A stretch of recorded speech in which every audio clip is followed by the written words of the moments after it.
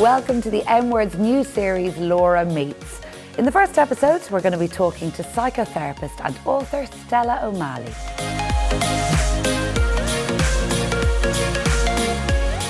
What's the biggest change that's happened to childhood since you were little, Stella?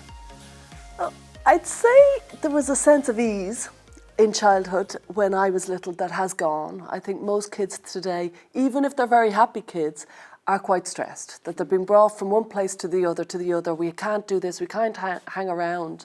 When I remember childhood, there was nothing to do and all day to do it.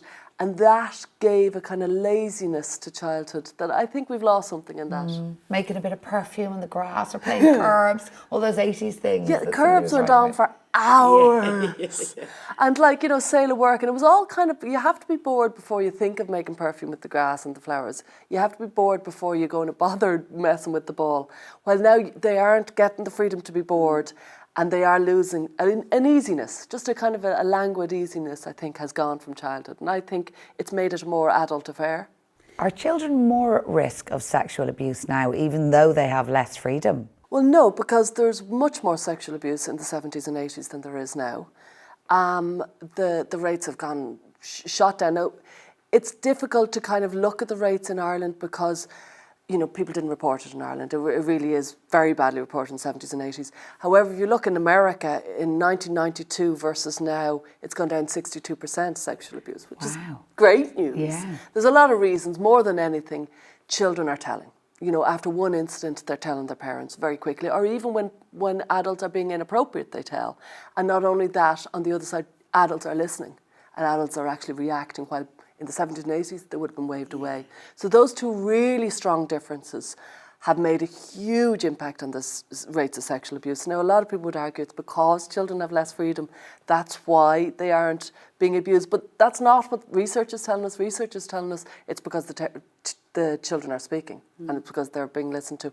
And also, there's a huge amount of safeguards in, and thankfully, there are in, like Garda vetting, and you just wouldn't do things that you would have done in the 70s and 80s. It's not culturally acceptable. There was a mother in the playground recently complaining about the swings, health and safety. She was saying it's a terrible scenario. And I was thinking, is it not the case that children should have a certain amount of safe stress in their lives, like get the bumps and the bruises and everything else, to make them more resilient? Because that's what everyone's asking on the M Word. How can we make our children more resilient? One way we make our children more resilient is we leave them alone in the playground. We sit on the benches and we chat with the other parents who are on the benches, and we have our own fun. Their fun is to be brought to the playground. They should be left alone. Play experts have studied. They've designed these playgrounds for children. Playgrounds are incredibly safe things. Now, they will get bruises, they will get hurts, but that helps them. They're developmentally appropriate to get bruises and stuff in playgrounds. That has been designed. There is thought gone into this, much more thought than random mothers looking at swings. And what I would say more than anything is that if we could leave the children alone to get the bruises, they'd be better off, because they'd realise sometimes you get whacked and that's okay. You go over to mommy, you get a cuddle and you go back in. That is teaching children resilience in the early years, and that's when it has to be fostered from a very young age, that it's okay to get a whack. It's okay. To toughen them up.